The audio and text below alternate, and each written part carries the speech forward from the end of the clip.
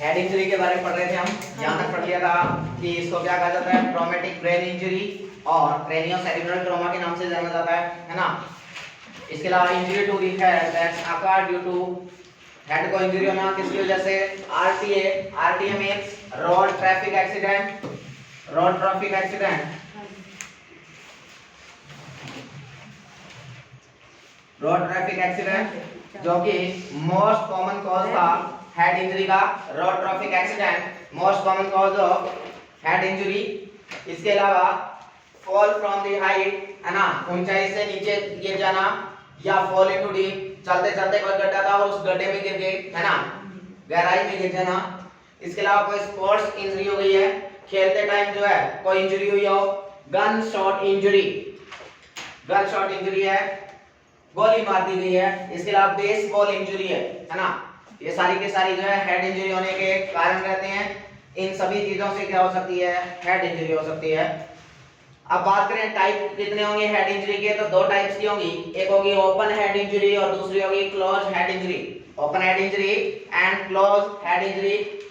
अब one by one बात करें। सबसे पहले ओपन हेड इंजरी, क्या होता है ओपन हेड इंजरी, तो यहाँ क्या होगा, जो स्कैल्प जो होगा, स्कैल्प यानी कि जो स्कल के ऊपर की जो क्या है स्किन जो है, जो स्कल के ऊपर वाली जो स्किन है उसका क्या हो जाएगा, लैसिरेशन हो जाएगा, यानी कि वो वहां से क्या हो जाएगी, हट जाएगी, स्कल बोन का फ्रैक्चर हो जाएगा। और मेनिंजस में ब्रूजेस, ब्रूजेस का मतलब छिल जाना, है ना, तो जो है मेनिंजस जो है वो ब्रूज हो जाएगी, छिल जाएगी, स्कैल्प का लैसिरेशन हो जाएगा और फ्रैक्चर हो जाएगा किसका, स्कल बोन का, स्कल बोन का क्या हो जाएगा, फ्रैक्चर हो जाएगा। Open head injury. दूसरा होता है क्लोज हेड इंजरी, और क्लोज हेड इंजरी यहां भी क्या होगा, फ्रैक्चर होगा स्कल बोन का, फ्रैक्चर होगा। इसके अलावा कंकशन और कंट्यूजन दो बार देखने को मिलेगी, एक होगा कंकशन, कंकशन, और एक होगा कंट्यूजन। कंकशन का मतलब है jarring of the brain, brain का हिल जाना, है ना, अचानक से चोट लगी और चोट लगते ही ब्रेन जो है वो जो है हिल गया, वो जो है कंडीशन क्या कहलाई, कंकशन। और यहाँ क्या करेगा पेशेंट, अनकॉन्शियसनेस शो करेगा शॉर्ट पीरियड ऑफ टाइम, एक छोटे से टाइम के लिए पेशेंट क्या करेगा, अनकॉन्शियसनेस शो करेगा, है ना। दूसरा होता है contusion, and contusion is bruising of skull, skull का ब्रूजिंग, ब्रूजिंग होना, ब्रूजिंग का मतलब छिल जाना, है ना, वो क्या करेगा कंट्यूजन। और यहाँ क्या होगा, हेमेटोमा बन जाएगा, हेमरेज हो सकता है ना, हेमेटोमा का फॉर्मेशन होगा, हेमरेज बन जाएगा। और शॉर्ट पीरियड टाइम के लिए यहाँ भी क्या देखने को मिलेगी, अनकॉन्शियसनेस, अनकॉन्शियसनेस। हाँ जी,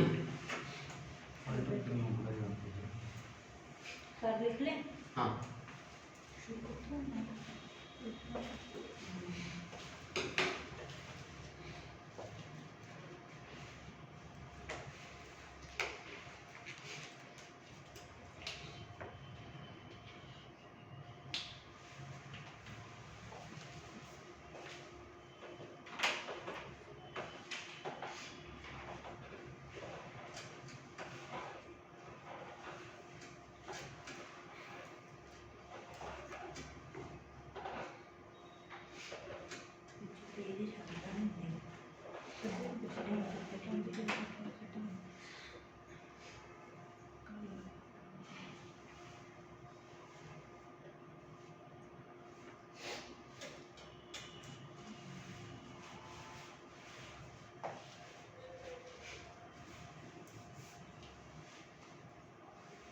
लैक्रेशन ਵਿੱਚ ਕੀ ਹੋ ਜਾਏਗਾ, लैक्रेशन ਵਿੱਚ टेंशन वाला लैक्रेशन, लैसिरेशन का मतलब होता है छिल जाना, है ना।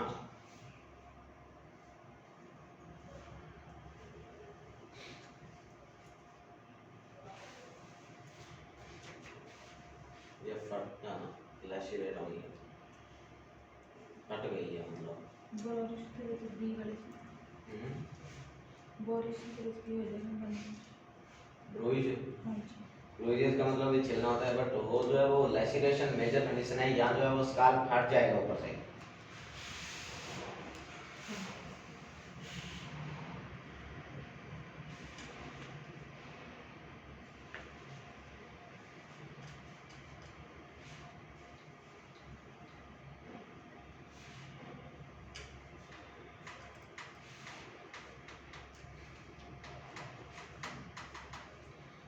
तो हेड इंजरी के दो टाइप है, ओपन हेड इंजरी और close head injury. Open head injury में स्कल बोन का फ्रैक्चर होगा और स्कल बोन का फ्रैक्चर भी किसमें देखने को मिलता है, क्लोज हेड इंजरी में। बट ओपन हेड इंजरी में जो है क्या होगा, लैसिलेशन होगा स्कैल्प का और मेनिंजस का क्या हो जाएगा, ब्रूजेस होगा। मेनिंजस का क्या होगा, ब्रूजेस होगा, है ना। जबकि क्लोज हेड इंजरी में क्या होगी, कंकशन और कंट्यूजन कंडीशन देखने को मिलेगी। कंकशन का मतलब है क्या हो जाना, ब्रेन का हिल जाना, जेरिंग ऑफ द ब्रेन, है ना। अचानक से चोट लगेगी तो ब्रेन जो है वो किससे, स्कल से टकराएगा और उस कंडीशन में क्या देखने को मिलेगी, अनकॉन्शियस देखने को मिलेगी शॉर्ट पीरियड ऑफ टाइम के लिए।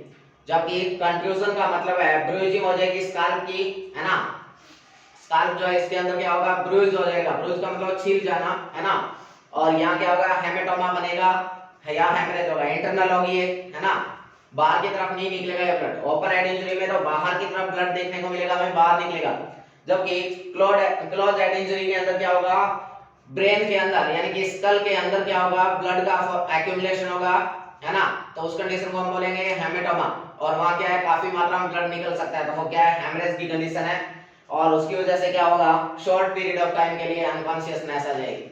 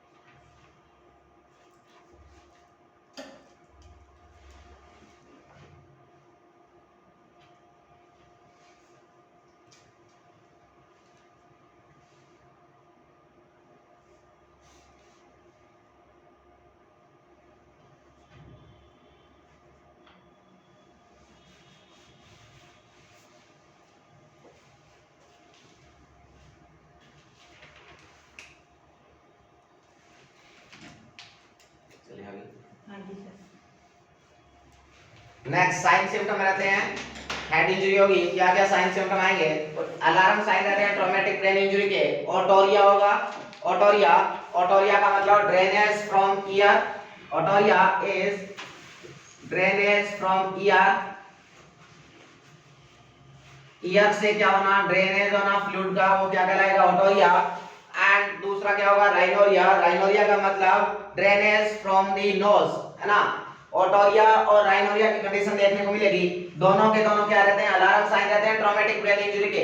अगर किसी भी पर्सन को हेड की इंजरी हुई है और इंजरी होते ही वहां क्या हो रहा है, अगर ओटोरिया या राइनोरिया की कंडीशन देखने को मिल रही है तो क्या हो गया है, वहां जो है वो स्कल बोन का फ्रैक्चर हो चुका है ना। तो उसकी वजह से क्या हो रहा है, सीएसएफ लीक हो सकता है। ओटोरिया यानी कि drainage from ear and rhinorrhoea drainage from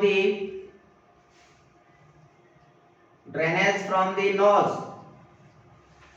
knows और ईयर से ड्रेनेज होना राइनोरिया और ओटोरिया कहलाएगा। दोनों के दोनों अलार्म साइन रहते हैं किसके, ट्रॉमेटिक ब्रेन इंजरी के।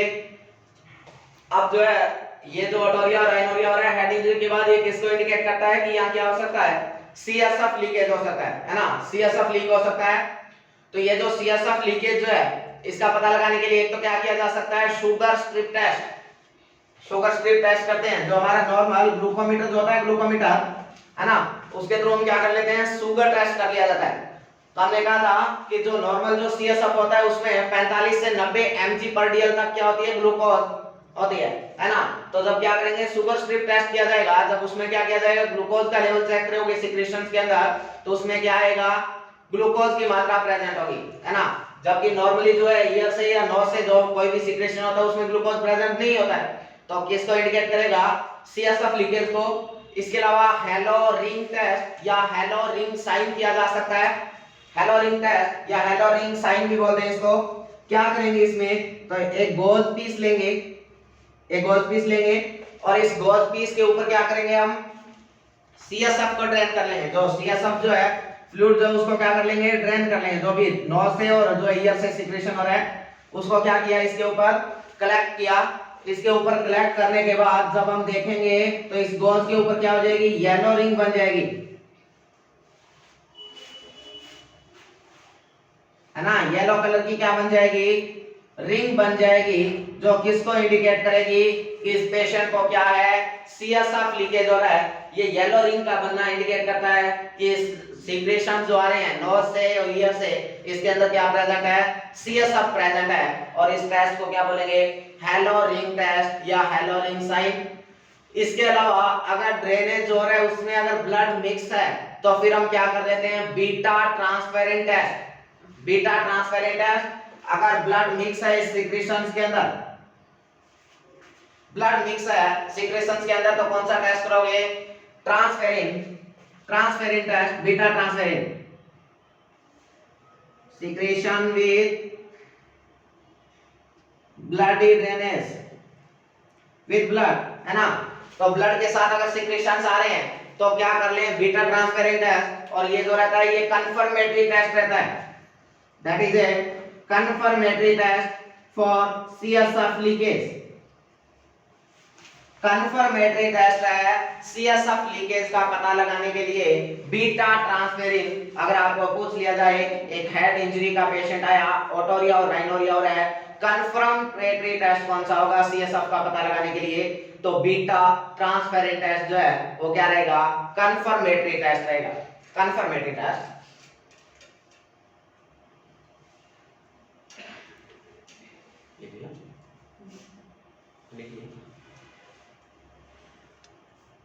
सर ये क्लिनिकल मैनिफेस्टेशन में ही आएगा। हाँ, ये साइन सिम्टम रहते हैं ओटोरिया और राइनोरिया, और ओटोरिया और राइनोरिया का पता लगाने के लिए हमने टेस्ट किए हैं। ठीक कि हमें ये जो है ये सीएसएफ है या नहीं है, इसका पता कैसे लगे। तो हमने क्या किए, टेस्ट किए, और एक तो किया हमने sugar strip test, halo ring test या halo sign test, and beta transferrin test. The beta transferrin test is a confirmatory test, confirmatory test.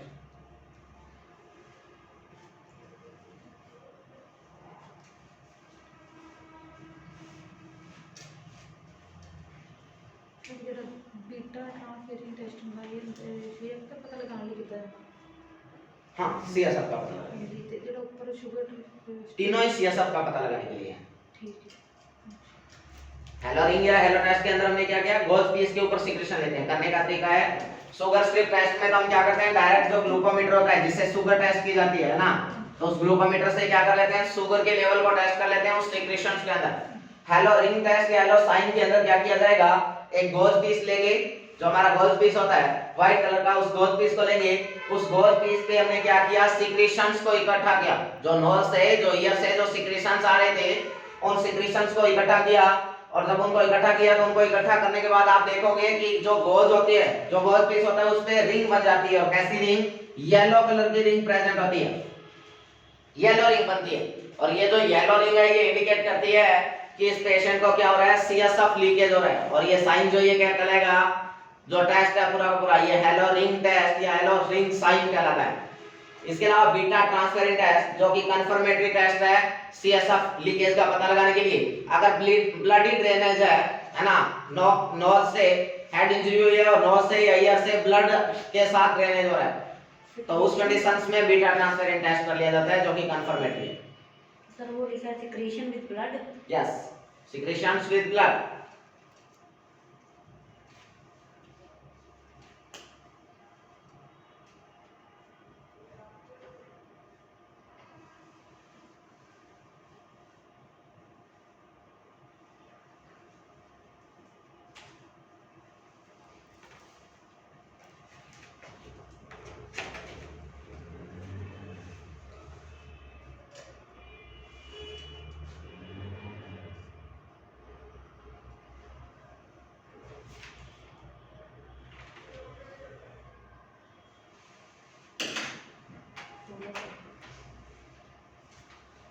इसके अलावा क्या क्या साइन देखने को मिलेंगे, रैकोन आई साइन देखने को मिलेगा, रैकोन आई साइन,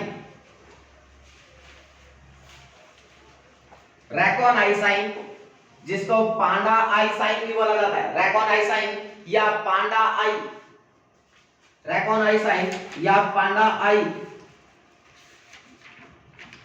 पांडा आई देखने को मिलेगा, है ना। क्या होता है, तो जो हमारी आई जो होती है, आई, इस आई के चारों तरफ, ये जैसे हमारा आई वाला एरिया है, और इस आंख के चारों तरफ जो है यहाँ क्या हो जाएगा, ब्लैकिश डिस्कलरेशन हो जाएगा। किसकी वजह से, तो इसके नीचे क्या हो जाएगा, ब्लड का एक्यूमुलेशन हो जाएगा स्किन के नीचे, और स्किन के नीचे ब्लड का एक्यूमुलेशन होने की वजह से वहां क्या हो जाएगा, ब्लूइश डिस्कलरेशन, ब्लूइश या ब्लैकिश कलर हो जाएगा, जिसको हम बोलेंगे रैकोनाइसाइन या पांडा आई, है ना।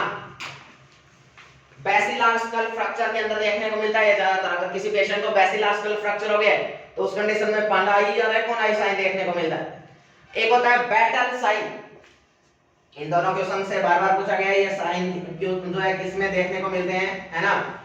तो जो है बैटल साइन का मतलब है जो हमारा ईयर के पीछे की जो बोन है, इसको मैस्टोइड प्रोसेस बोला जाता है, मैस्टोइड बोन है ये। यहाँ पे अगर क्या हो रहा है, ब्लूइश या ब्लैकिश डिस्कलरेशन हो रहा है, ब्लड का एक्यूमुलेशन होने की वजह से उस साइन को बैटल साइन बोला जाता है।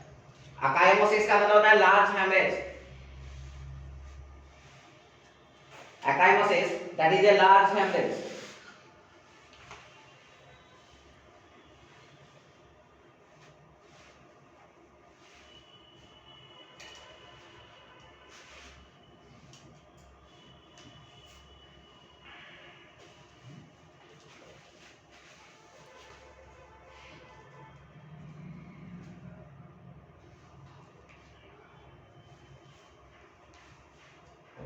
ओटोरिया राइनोरिया देखने को मिलेंगे। इसके अलावा रैकोनाइसाइन होगा, बैटल साइन होगा, है ना। रैकोनाइसाइन को पांडा आई भी बोला जाता है, क्यों, क्योंकि आई के चारों तरफ क्या हो जाएगा, ब्लैकिश डिस्कलरेशन हो जाएगा। ये पांडा नाम का एक जानवर होता है, एनिमल है ये, और उसके अंदर जो है आईज के चारों तरफ ब्लैक कलर का जो है राउंड सर्किल पाया जाता है, इसलिए इसको पांडा आई के नाम से जाना गया। PAN था, यस, PANDA, पांडा।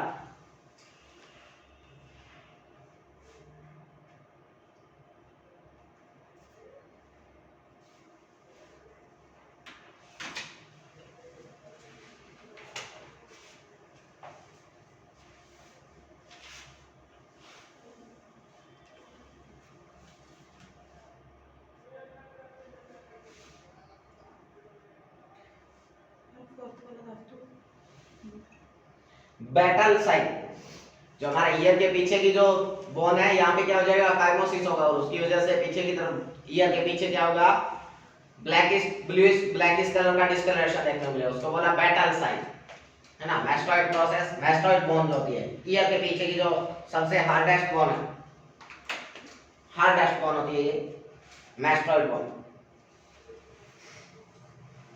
हो गया था। इसके अलावा हेमेटोमा बनेंगे, है ना। हेमेटोमा फॉर्मेशन हो सकता है, तो दो तरीके के हेमेटोमा बन सकते हैं, एक बन सकता है एपिड्यूरल हेमेटोमा और दूसरा बन सकता है subdural haematoma. Epidural haematoma and subdural haematoma. Epidural haematoma का मतलब कलेक्शन होगा किसका, ब्लड का। हेमेटोमा का मतलब होता है ब्लड का एक्यूमुलेशन होना, और एपिड्यूरल का मतलब एपिड्यूरल स्पेस में, तो क्या होगा, ब्लड का कलेक्शन कहाँ होगा, एपिड्यूरल स्पेस में। और एपिड्यूरल स्पेस कहाँ है, तो space between skull bone and dura mater.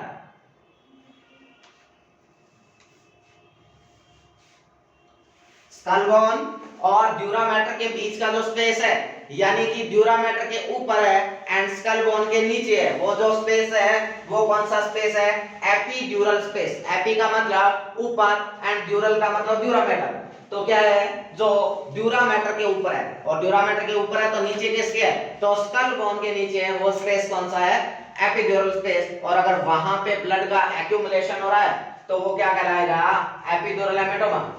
इसके अलावा होने का कारण ये होता किसकी वजह से है, तो ये मेनिंजियल आर्टरी में टियरिंग की वजह से होता है। आर्टरी की टियरिंग होगी एपिड्यूरल हेमेटोमा में, इसलिए ये क्या होगा, मोस्ट डेंजरस टाइप का हेमेटोमा होगा। डेंजरस टाइप का हेमेटोमा, ये पूछी गई बात है, सबसे ज्यादा डेंजरस हेमेटोमा कौन सा होता है, तो epidural haematoma is a dangerous type of haematoma, है ना। और ये जो है एपिड्यूरल हेमेटोमा जो है वो क्या रहेगी, एक सर्जिकल इमरजेंसी रहती है, तुरंत इसको क्या करना होगा, ट्रीट करना होगा, तुरंत सर्जरी करनी होगी इसकी। जबकि सब ड्यूरल हेमेटोमा जो है उसमें क्या होगा, ब्लड का कलेक्शन जो है वो ड्यूरामेटर के नीचे होगा, ड्यूरामेटर के नीचे। तो ड्यूरामेटर के नीचे है तो यानी कि अरेक्नॉइड के मैटर के ऊपर, सबसे ऊपर की तरफ होता है स्कल बोन और स्कल बोन के नीचे होता है एपिड्यूरल, ड्यूरामेटर, ड्यूरामेटर के नीचे अरेक्नॉइड मैटर और अरेक्नॉइड मैटर के नीचे पायामेटर, और पायामेटर जो है वो ब्रेन के साथ चिपकी हुई रहती है बिल्कुल। तो ये जो है ये pia mater, that is A arachnoid matter, epidural, dura mater sorry and skull bone.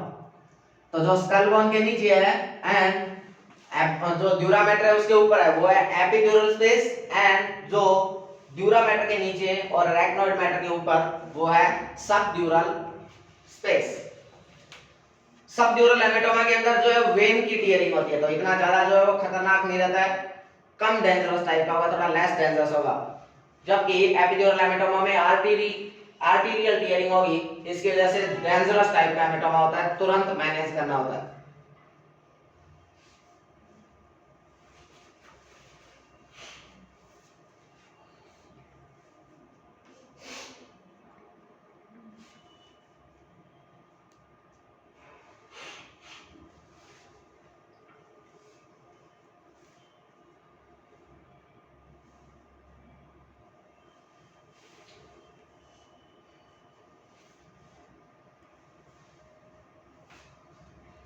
Haematoma बनेंगे दो तरीके के हेमेटोमा बनेंगे हेड इंजरी में, एक बनेगा एपिड्यूरल हेमेटोमा और दूसरा जो है वो बनेगा सबड्यूरल हेमेटोमा।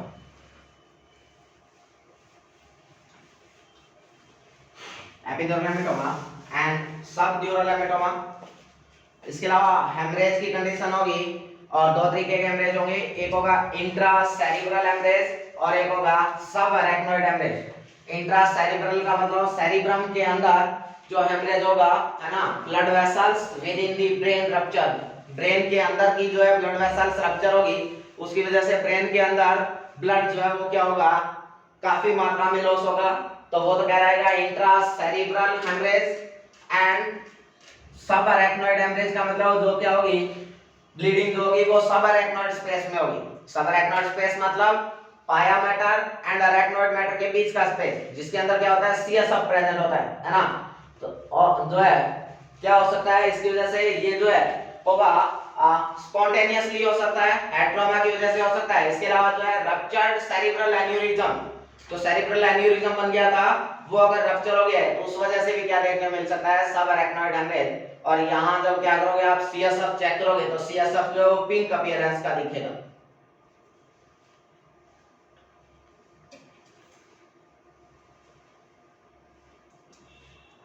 तो दो तरीके के हेमरेज, इंट्रासेरिब्रल एंड सब अरेक्नॉइड, और दो तरीके के हेमेटोमा बनते हैं, एपिड्यूरल एंड सबड्यूरल हेमेटोमा।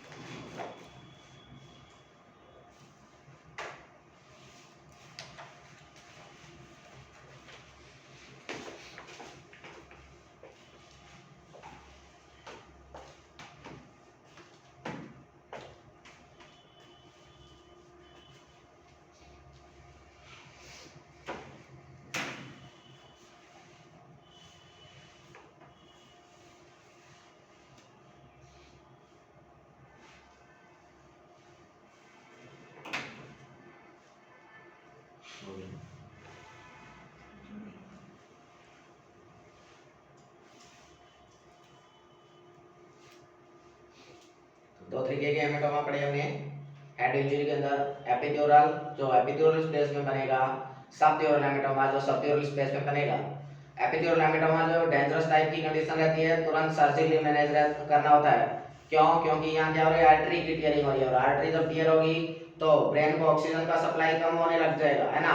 और ब्रेन को जब सप्लाई नहीं होगा ऑक्सीजन का तो जो है न्यूरॉन के अंदर डीजनरेटिव चेंजेस हो सकते हैं। तो इसलिए क्या करना होता है, तुरंत मैनेज करना होगा। एपिड्यूरल जो है वो क्या है, सीवियर टाइप का है, डेंजरस टाइप का है। जबकि सबड्यूरल हेमाटोमा के अंदर क्या होगा, वेन की टियरिंग होगी, जिसकी वजह से ये थोड़ा लेस डेंजरस टाइप का रहता है। इसके अलावा दो तरीके के हेमरेज रहते हैं, इंट्रासेरिब्रल एंड सबरेक्नल। तो जब क्या होगी, सेरिब्रम के अंदर आर्टरी की टियरिंग हुई और उसके अंदर ब्लड का लॉस हो रहा है, वो होता है इंट्रासेरिब्रल। इंट्रा मतलब अंदर, सेरिब्रल मतलब सेरिब्रम के। तो सेरिब्रम के अंदर जो हेमरेज हो रहा है, यानी कि जो है ब्लड जो लॉस हो रहा है लार्ज अमाउंट में, होता है इंट्रासेरिब्रल हेमरेज। और जो सबरेक्नल स्पेस के अंदर लार्ज अमाउंट के अंदर क्या हो रहा है, ब्लड का लॉस हो रहा है, वो क्या है, सबरेक्नल हेमरेज। और जो है ये जो है स्पॉन्टेनियसली हो सकता है, हेट्रोमा की वजह से हो सकता है। इसके अलावा रप्चर्ड सेरिब्रल एन्यूरिज्म की वजह से देखने को मिल सकता है सबरेक्नल हेमरेज। हेमरेज का मतलब होता है लार्ज अमाउंट ऑफ ब्लड जो है लॉस होती है, उसको हेमरेज की कंडीशन बोला जाता है।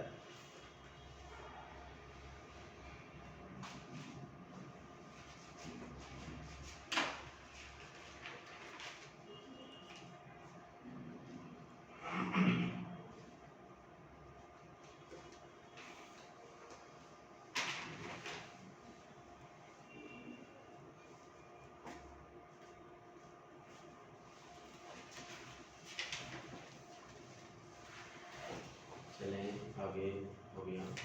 एक मिनट हो गया।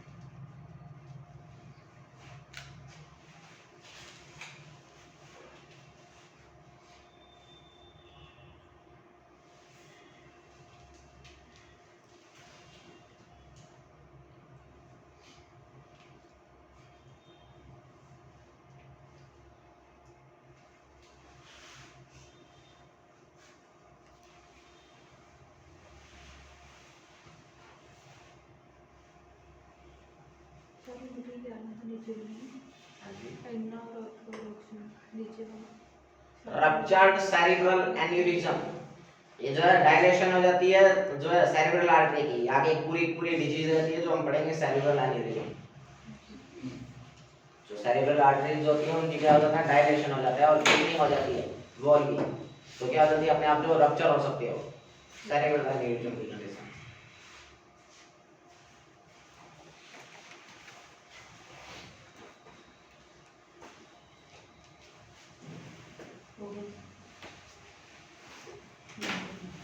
इसके अलावा कुछ अदर साइन देखने को मिलेंगे हेड इंजरी के पेशेंट में।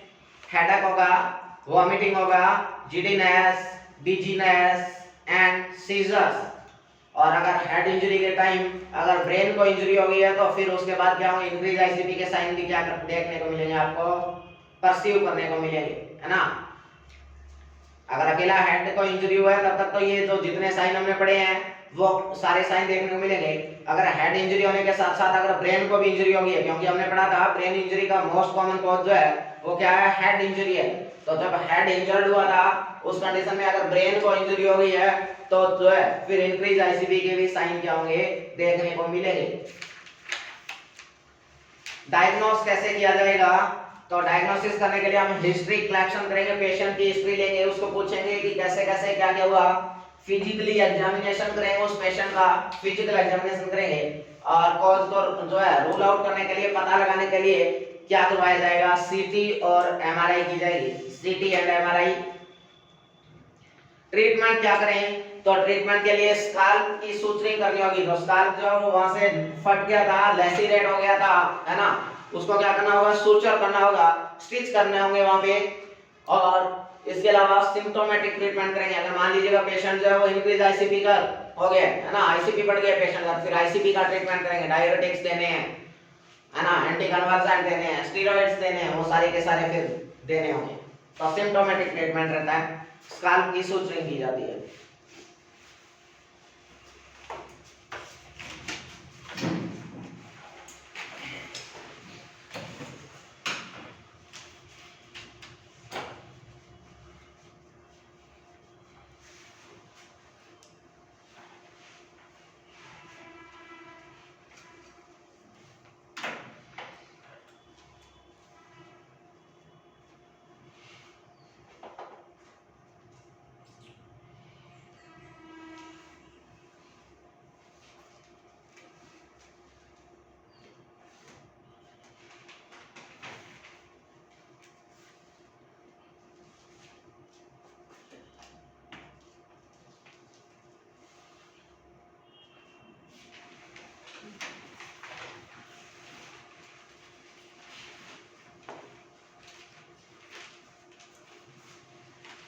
नेक्स्ट हम पढ़ेंगे सीजर डिसऑर्डर के बारे में। सीजर डिसऑर्डर नेक्स्ट डिजीज है हाँ जी, नेक्स्ट डिजीज समझ में आया, हेड इंजरी